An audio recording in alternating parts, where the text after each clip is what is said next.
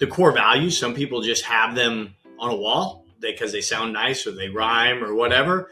But to me, if used correctly within an organization, your core values should be really the commander's intent, right? It allows the team to operate with agency, knowing that if they absolutely screw something up, but they operated within the core values, congratulations, you learned something.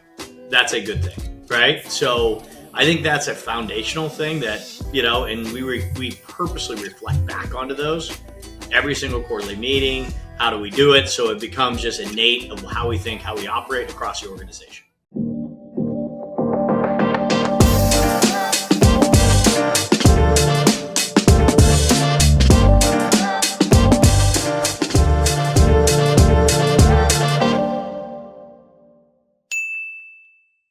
All right, guys, welcome back to a brand new episode of the Hart Hustle Podcast. Now, I'm incredibly excited because I have another amazing leader sitting across this digital table with me here today. I've got Joe McClung, who's joining me, who is the president and COO of an amazing organization called Floodgate Medical. Now, today we're going to be learning about Joe's journey. We're going to be talking more so about how he came into this role, the challenges that he's overcome, and how the space of recruiting, healthcare, and everything else is changing. Joe, welcome to the show, man. Hey, I really appreciate it, Keenan. Glad to be here. Absolutely, man. So, Heart and Hustle is all about learning about the heart and hustle behind the leaders of amazing organizations who we see out there, but we don't really know a lot about their story. So as we kind of get into it, man, how's your heart doing today? My heart's feeling good. It's a beautiful day in Tampa Bay. And like I say, if I was any better, it would be illegal in 47 states. So I just hope Florida's not one of them. What's got you most excited about 2024 as we have a little bit of perspective looking back? What was one of your biggest accomplishments, either personal or professional, this year? I would say on a professional basis, one of the greatest joys that can happen of a leader is having great things that happen in a company that you know nothing about, right? Where things are able to replicate, decisions are made, accounts are won. Accolades come in, you had nothing to do with, because it means you have the right empowerment for the people. And we had a lot of that this year. And I saw what I like to call the flywheel start to move, right? Something we've been building, and it's really accelerated this year. And I saw that really change and happen, because otherwise, if it doesn't, you're the self-limiting factor of an organization, and that's not what I want, right? So I see that. I think that's one of the greatest professional accomplishments, is just to see that happen. And I know my team is feeling engaged as a result of that. Personally, I've got two high schoolers, and being with them to navigate the changes, as they transition from being a child to an adult, right? That's what this time is probably, I wouldn't know if I call it achievement. I don't know if any parent ever says that when they're in high school, but I love the journey. Something that's really interesting to me is talking about the mental framework of being able to trust your team, right? To be able to execute on the vision that you set. A lot of people who listen to this podcast are either seasoned executives, leaders of organizations, or they're on the younger side, right? A lot of people who are younger leaders of their organizations often have what I call the my baby syndrome. Mm-hmm. If I'm not doing it, right, then nobody else is going to do it as well as me. I want to kind of talk about 2024 and what type of things you saw start taking off and taking their legs of their own, if you will, and getting execution, deals coming through. What was the process like for you guys this year? What are some of the low-hanging fruit opportunities that you guys saw? So for us, I'm going to step back a little bit, Keenan. For me, I think, and this is kind of organizational truth, the core values, some people just have them on a wall because they sound nice or they rhyme or whatever.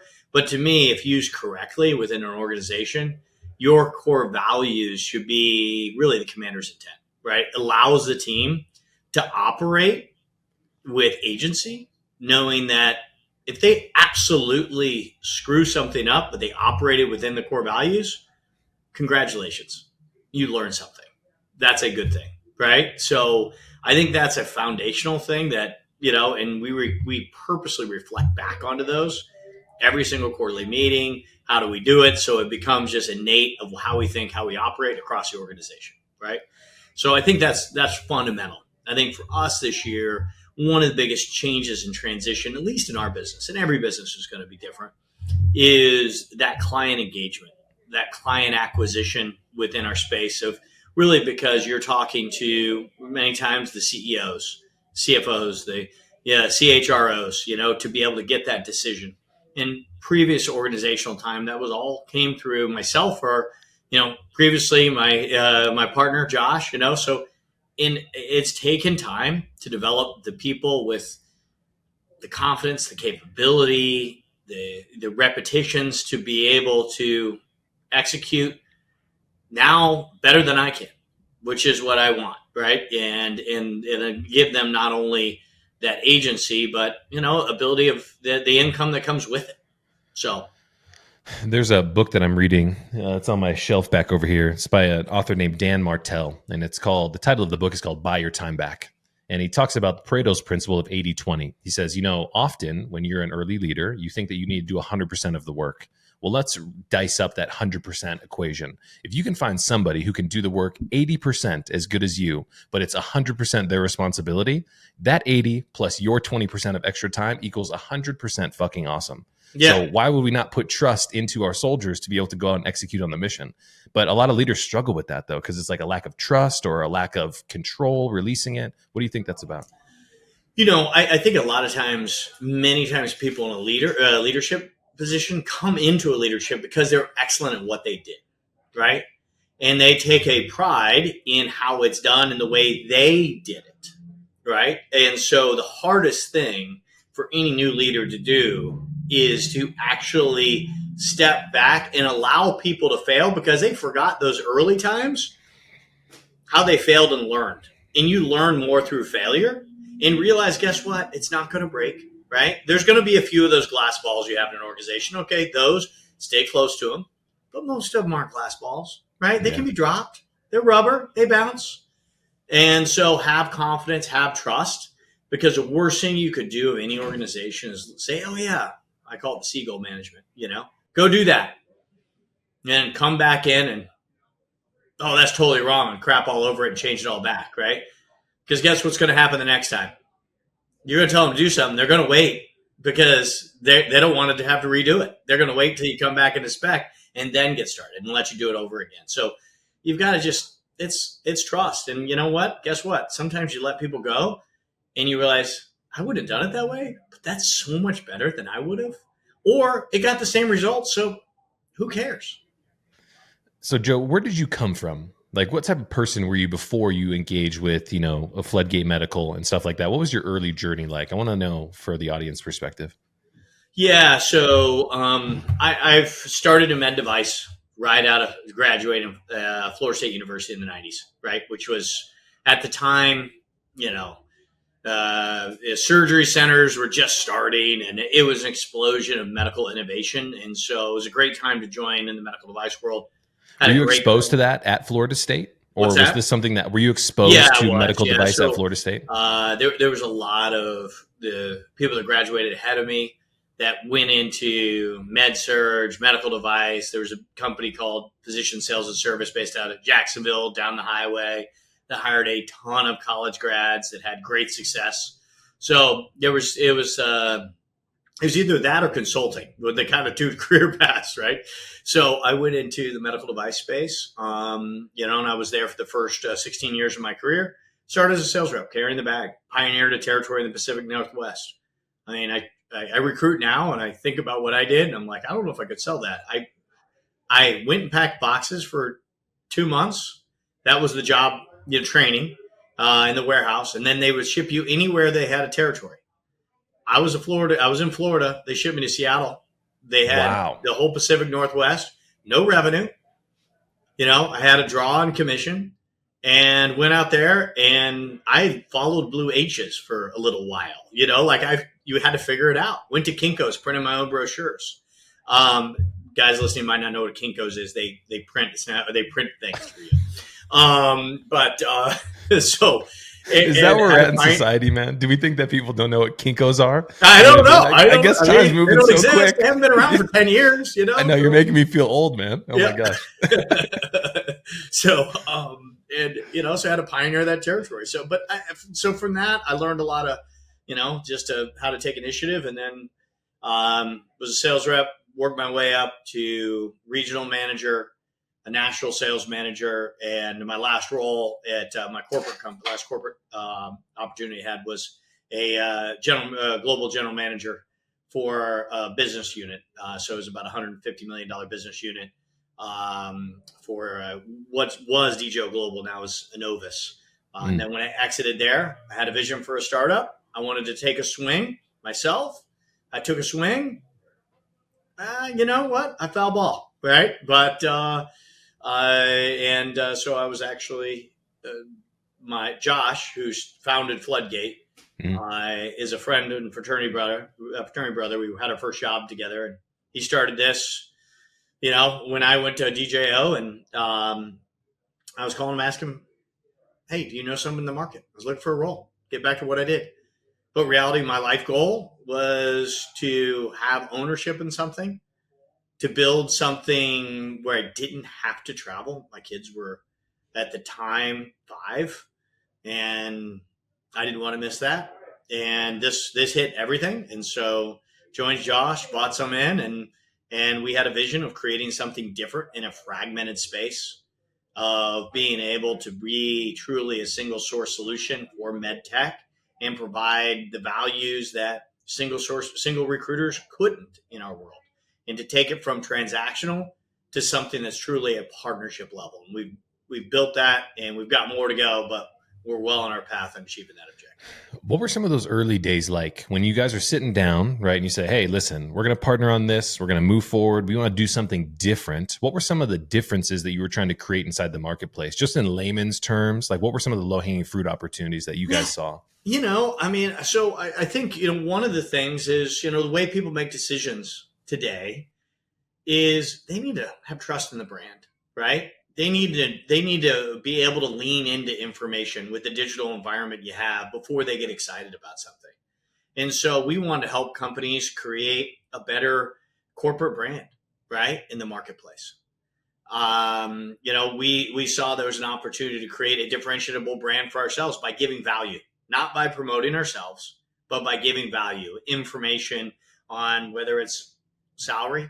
What are the salaries out there? We got a great salary guide. We get thousands of downloads in our space every single year. To be able to how to look for a job, right? Most people, hopefully, they don't have to do it very often in their lives, but when they do, it's a scary time. How do we support those individuals better by having scale?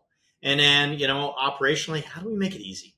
I mean, I told you, that job transition time can be scary, and it's usually confusing. You have these big forms you fill out, and there's dark holes and all of that. So we wanted to create the technology and the workflows that made it transparent, simple, and the stupid word we came up with is dazzling, right? And we seek to dazzle, because that, when you get dazzled, I don't even know what, but it's something you can't explain, but when it happens. And so that's our objective, and that's kind of what we set out. And we knew we couldn't do that at scale. Without scale. So we've been scaling to be able to do that, to bring those resources together that will differentiate us in the marketplace. When you talk about what we're talking about here is, a lot of organizations think about transactional natures of relationships, right? Especially when they're trying to attract customers. But what you guys are talking about is becoming a trusted resource, building reciprocity in the brand by enabling people with education and information so they can navigate that transition better, is what I'm hearing you say. Yeah. I mean, our mission is improving lives. It really is. We just happen to do it by uniting great people with great companies. And if I stay core to my mission is, how am I helping you? How am I improving the life? It's going to come out for me. And that's core to how we believe and how we operate. And to your point, we don't want to be transactional.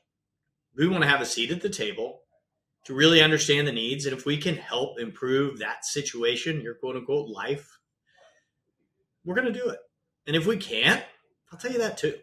And that's the way it should operate. And that way, our clients, several of them we've had for 15 plus years. And that's the way we want to be. We want to be an integral, part in achieving mutual objectives. And that's more fun than being transactional, right? You could be strategic alongside.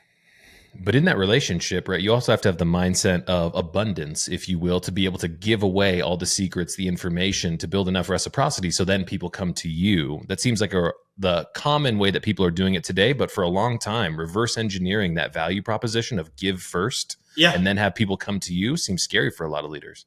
Yeah. No, I mean, I think I don't, I've just, it's been core to who we are. We just, we have we want to give the information. I do think it is interesting.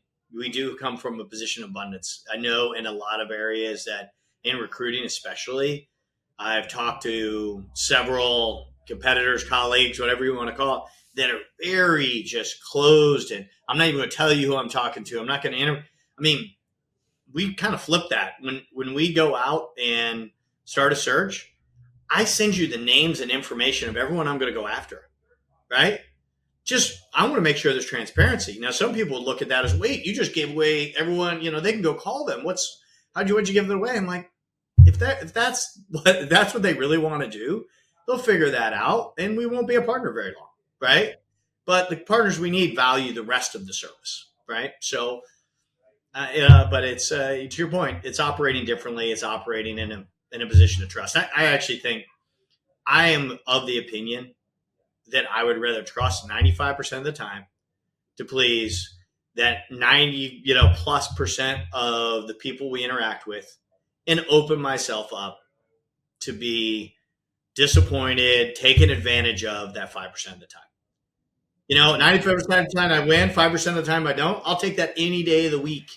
I would rather die on my own sword, right? Yeah. Of being somebody who's going to give first rather than being somebody who protects and only takes a small portion of what I actually deserve. You know what I mean? No, I mean, that's we're built to be able to give, to produce values for others. That's what we're here for. Mm-hmm. What has been the biggest process of maturation for your team over the last year? I know that you have a ton of responsibility, president and COO. So what are some of the top initiatives that you've been able to kind of push across the line that you're proud of from a professional perspective this year? I think it's really that development of the team. Our team has come from many walks of life. We have retired Army colonels. We have returning stay-at-home moms, returning to the quote unquote workforce. I know they're working at home, but back into the so we have all kinds of walks of life that have joined our team, but they all share that same heart, energy, will, initiative, and being able to have an environment where they can learn quickly, develop quickly, make an impact, and provide value rapidly. In an area that they feel that they're gaining. I mean, we've been one of Tampa Bay's best place to work for 5 years in a row. That's my best award, right? Because if I'm achieving my first mission, improving lives, which are people, that best place to work award means I'm doing it right. So 5 years in a row now. What does the structure of your guys' team look like right now? Are you guys in office? Are you hybrid? Are you remote? What does the team look like? Yeah, it's a good question. So we do have 5 individuals that work fully remote, right? Most of them started in Tampa in life that allowed them to made them migrate away, to North Carolina and Oklahoma, et cetera. We've had a couple that through hire or acquisitions are based other places. And that functions well, but we have quarterly meetings. We bring people together to keep that cohesion. The rest are in Tampa, and it's we were hybrid workplace before hybrid workplace was the thing. So it's always been, it's here, come in. And so we have the classic, Monday mornings quiet, Friday afternoons quiet, but you have interspersed the rest of the time. So, and it works, right? I mean, our job doesn't need, the interaction's positive. You don't need it day in, day out, right? A lot of it is going to be one-on-one. They're doing their individual things. So allowing the spaces to be able to do it. And we've built pretty cool office here, I would say. We've got a couple pickleball courts. We got axe throwing. We've got, tons of fun things around, the little putt course, that they can use to kind of break up the mind. It doesn't get used as much as you think. It's more weekends that we use it, honestly. So we do work. But it creates a really unique environment. What do you think about your ability as, a leader of the organization to build culture through those small interactions, right, on digital platforms like Slack and Zoom and sending out encouragement and stuff like that? I'm really interested because the landscape of how we build teams, right, has changed dramatically. And it doesn't seem like it's going back to everybody being in the office. So we have to have a dual strategy for engaging with people in the office, putt-putt, pickleball, but also people who live in Oklahoma and North Carolina, they don't get that same experience. So how do you kind of strategically think about the ability to engage with them?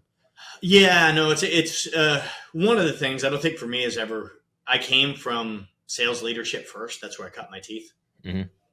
So sales leadership is always remote teams, right? So we used to have to do it through voicemail messages. So I think you can create a esprit de corps when people aren't together, and I think it starts with that shared vision.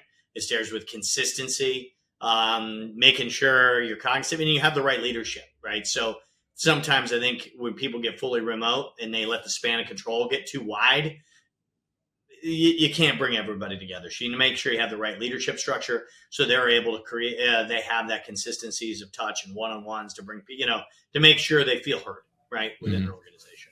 So I think that's some of the key factors, in making that successful. And we do bring people in at least twice a year, maybe sometimes 4 times a year, where we get together and we do something fun. We have our meeting, we create some of those connections as well. But you have to be intentional about doing so. What do you think if you could reverse, let's call it back 5 years, right? And you could sit down with Joe and give him advice about how he can be a better leader for the next 5 years. What piece of advice would you give that younger version of yourself? I think it's the advice I always try to give myself, which is if I'm in the room, I have a tendency to take over. It's my nature, you know. Um, I've gotten better slightly, but my nature is to, and mainly because I'm an outward rapid thinker, but it has the byproduct of suppressing other thoughts in the room sometimes. And so I need to consistently be better on taking a step back and keeping my trap shut. And many times it's purposely by not entering the meeting, not being part of it. But I think that's always been my challenge. Do you have an example in your mind of when this became really relevant to you of saying, hey, I need to take a step back? Oh, I mean, it's been ever since I was a leader, right? I talked about the first time I had leadership, I'd go out and, riding on the sales calls and be with a physician and I'd want to jump in too much. And I'm just, so I've been chastising myself for that for 20 years. It's interesting to me. I had an experience end of last year, where we had a big organization who we brought in. And unfortunately, the customer wasn't as responsive to the data request that we had, right? So we had to have like an all hands on meeting where my entire team was there, 2 implementation specialists, 1 customer success, love and loyalty team member, and then a marketing director who talked about some of the initiatives. And because I'm like you, right, I knew that there was a lot on the line to get this stuff across the finish line, if you will, for the project to launch. I dominated the entire meeting, talking like 30 minutes. Didn't give my team opportunities to talk about their initiatives, what they were doing. After we hopped off the call, the team was like, "Hey, that was great. I'm glad we got that across the line, but why were we there?" And in that moment, I was like, "Oh, this is really interesting." And I had that light bulb go off in my head to say, "Keenan, if you're going to bring your team to the table, this isn't the Keenan show. You should be in the back letting everybody take on their area of responsibility and expertise, because you just showed up in front of the team and showed that everybody on the team basically wasn't valuable to be there." And that was my big aha moment of like, I need to step back a little bit because I kind of drowned my team out in that instance. Really interesting. Yeah, for sure. It's again, it's a little bit going back to that point of, getting into your comfort zone, which is a lot of times controlling the meeting, taking, and getting into, allowing others to enter where you feel strong is one of the hardest things people do. Yeah, man. So what's going on in the world of, Floodgate Medical when it comes to technology, the revolution of the future, artificial intelligence? How are you guys kind of thinking about your 2025 strategy to kind of adopt that stuff? We are, I think for us, and it is interesting, is we're thinking about artificial intelligence and AI's impact. We've been testing different things, looking for that grand slam, that big change. But in reality, when you look at all technology, when you look at change, it's the compounding impact of many adoptions that usually you look back on and go, wow, that changed how we did things. So we're looking at using, we're constantly looking at using AI to better reach our candidates, with messages that are more unique, that brings in the conversations we've had 3 years ago. So that's something that frankly a human can't do. It doesn't have the scale or time to do. We're looking at using AI to capture notes and be able to, put it together in formats that allow people to actually have a conversation instead of sitting here typing. They're thinking, they're engaged, but allows it to have an output of format that now if we're displaying that to one of our clients, to one of our team members, they can quickly understand what happened. And they're not having to interpret how I wrote, how someone else wrote. It makes it simple, makes it easier. That data now we're actually able to feed in and are going to be able to use it long term to teach for future AI, right?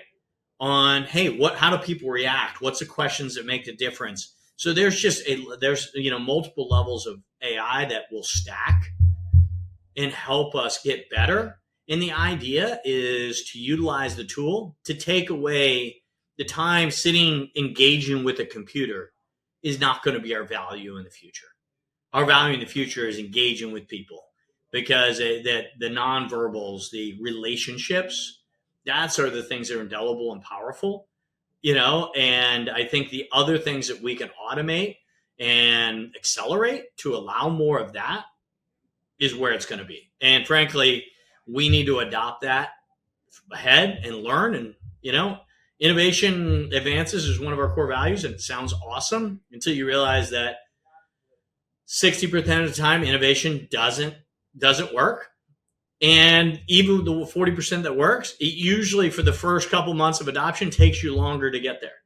So, but that is what we're committed to be able to make sure we're ahead of that and allow to unlock more of the relationship building, which that is our true value. It's not going to be, the messaging, how to source, all of those things they're there now, but they'll be going away.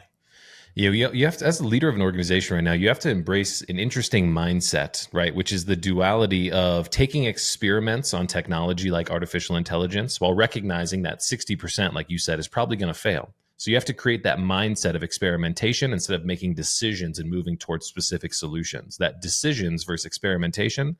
Experimentation means there's no real risk. It's an experiment. If it goes well, it goes well. A decision seems a little bit heavier. So how do you kind of cultivate a culture of experimentation when it comes to technology? Because you got to move quick or you're gonna be left behind, but you don't want to make the wrong mistake. It's, I think,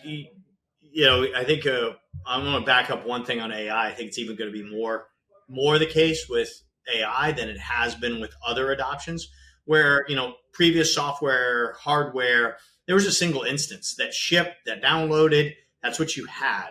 And you could make a decision, did that instance work? Did it not? AI is different. I've started to try to change my mind when I'm adopting AI. I'm not adopting software. I'm hiring an employee, a junior employee, that's going to learn based on what we train, and how do we get better at training that junior employee to be an effective employee, right, of our team. So I think it's a different mindset shift that I fully haven't gotten myself into yet. Tough. But it's one I'm trying to lean into. The second thing, I think, to answer your question on how do we create adoption, right? How do we create things? I think within an organization, like any groups of people, you're going to have those that are early adopters, that are invigorated by change, that are constant learners, that, that are looking always for the edge and the advantage. And then there's individuals that are awesome to have an organization because they're going to, once something's done, they're going to figure out how to refine that, make it better, make it more effective, make it consistent, right? And there are different peoples within an organization. I think where some people struggle is they try to push to the entire organization, and the refiners, they're going to resist because it's messy, right? So identifying who the adopters are, having them on board to test, to see the impact, the value, the potential value, then adopt it, and the refiners make it perfect, right? So I think that's some of the things you need to, really, as you're thinking about how you implement. And, most people have trial teams and beta teams and things. And that's really made up of those early adopters. And then once you prove the value, now you can say, hey, guys, here's the value. Here's why we're making the decision. We need your help to make it better, right? And that's where I think you bring on the broader organization into those changes. Yeah, I think about like almost an experimentation budget for those team members to start going out and testing and making things different and bringing them to the team and showing value. If it makes sense, everybody else adopts it as well. Yeah, one other thing I'll say on the adoption process too is we use Traction, EOS operating system as a small business function, and we do a rocks, which is part of that, which is identifying 3 things every quarter, 3 to 4 things, no more, that we're absolutely going to get done.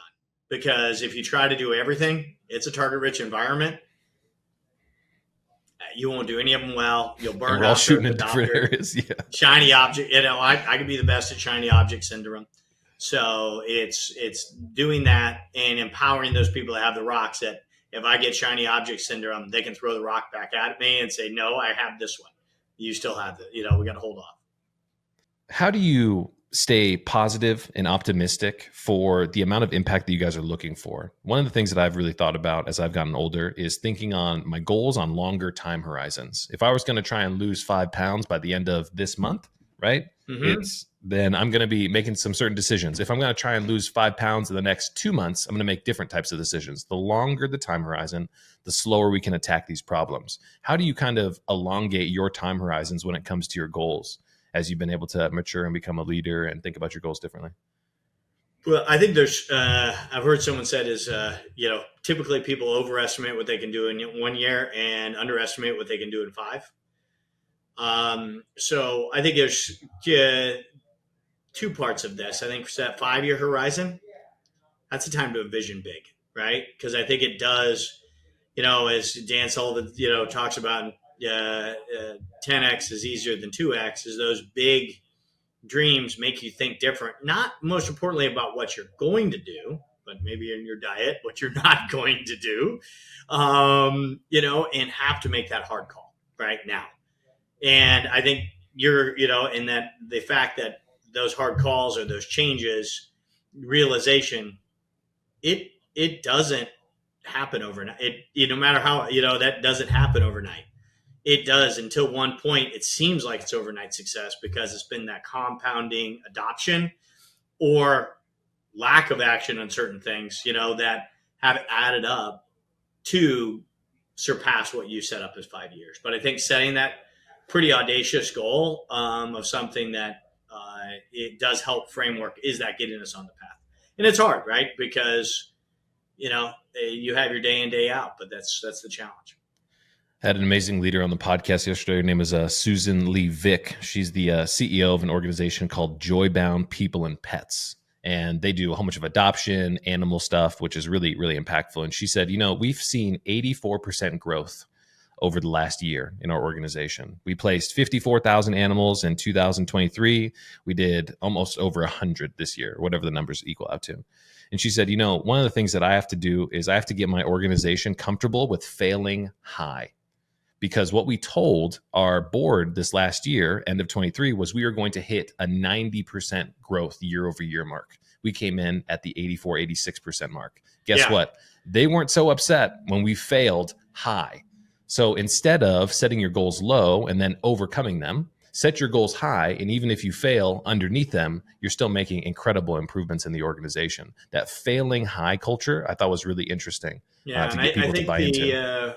Back that Dan Sullivan 10x, 2x, his example was, son playing tennis, and I wanted to get, become a college tennis player.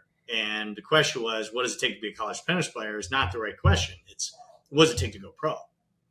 Because if you have the dedication to go pro, you might not go pro, but you'll probably have the ability to be a college tennis player. That's a really good example, right? I mean, if I say the objective is to get your PhD, high school seems like a given, right? Yeah. And then graduating, getting your master, everything else is really cool. So I want to give you an opportunity. What else should we be talking about here on the podcast, Joe, that we haven't touched on here today? As we get into 2025, what's on the front of your mind? How have you seen? What's got you excited these days? Yeah. So, our world is hiring people, finding people, et cetera. And what does that look like in our space in medical and med tech? I'll give you a little insight where I see it. I mean, it's been an interesting ride, for since the pandemic. Obviously, we had that everything stopped all at once. We didn't sit on our clean hands, developed a lot of tools, but then it went the opposite direction. Everyone was hiring. It was frothy. And you had high cost of goods go up, and in our space, and the amount of capital go down because all the some of the venture banks failed, Silicon Valley, all of those, and the interest rates went up. That combination meant 23 it dropped 9%, right? And hiring in our space because people couldn't pass prices along. Now, as I look forward, I think the whip is out of the line, which is great. We're seeing seasonality back. We're starting to see liquidity come back into the market slowly, which is, I think, good. You don't want it to come too fast. You'll create another frothy, overexalted environment. And so I really think 25 will be a very solid, strong growth year. There could be something else out there that I don't see, but I really think this year is going to be, you'll see the innovations that have been waiting. There's tons of dry powder sitting in the capital markets. They're waiting for time to be able to put to work. I think that now is going to happen, and we're going to see some significant investment in med tech and growth in our space. I mean, I'm really excited to see what 2025 looks like. I think we've dealt with a lot of uncertainty over the last couple of years, and now we're getting into a time where it seems like that capital is going to come back into the marketplace, and we're going to start investing into growing our teams and everything again, which is really exciting for you guys. But I think it isn't the 21 capital where it was growth at all costs. Right. I think it's the good kind of capital that's saying we want to invest in de-risked profitability. There will be, of course, buying share that will always occur, but I think there is going to be a lot more pragmatic capital, which is, I think, more sustainable. Yeah, you don't think that we're ever going to see a 2021 time in the recent decade or the upcoming decade like we saw? I hope not. There was some. It's crazy. Yeah, there was, there was too much exuberance. Let's say that, right? So I think John D. Rockefeller, he was famous for getting out of the stock market before the crash, and his answer was, once my shoe shine boys started giving me stock tips, I knew it was time to get out. So when you have that exuberance of speculative investors, that could spell the problem. I mean, let's take the shoe shine boys from back in the day to being your crypto drop shipping YouTube 21-year-old financial experts. So maybe we're seeing some of the same patterns in society right now. You know what I mean? Probably same comparison. Exactly, man. Well, Joe, man, I can't thank you enough for coming on the show, brother. It's been an amazing time getting to learn about your heart and hustle and hearing about the things that you're doing in this space, innovating, thinking about a mind of curiosity when it comes to technology, innovation, AI, building teams, remote, everything else we talked about here today, man. Thank you so much for coming on the show. I really enjoyed it. It was a great conversation, Keenan. Thanks. Absolutely. The last thing we have for you is a conversation, or as our previous guest wanted to ask you a blind question. Now, their blind question is a really interesting one. This is an individual who is a market president for a large automotive group out of North Carolina, East Coast area. Okay. What actor or actress in what movie and what role best describes you, Joe? Oh, gosh. Actor, actress, in what role best defines me? Oh, my gosh. That is a really good one. Wolf of Wall. I'm just kidding. That's the vibe. Yeah, that is definitely not me. Definitely not me. That would be the shocking one. I would be like, "What? What's he talking about?" Gosh, that is almost a stumper. What should I go with here? Because all the ones I go to are the big ones, like Marlon Brando, The Godfather. However you see yourself, man. Fast Times at Ridgemont High. I don't think any of those actually are hitting the nail on the head there. What about Kevin Costner, Field of Dreams? We'll just go there. I'm an Iowa boy. There we go. Build it and they will come. School. I like Kevin Costner. He seems like a fairly good, level-headed guy, and Field of Dreams is a great Iowa movie. So I'm not sure if that's my final answer, Bob, but I will. I'll take it for right now. And there we go, brother. That's a great place for us to end today's episode. Joe, once again, thanks for joining us on the podcast, man. Really appreciate it. I appreciate it. Thanks. Bye now. Catch you guys in the next one.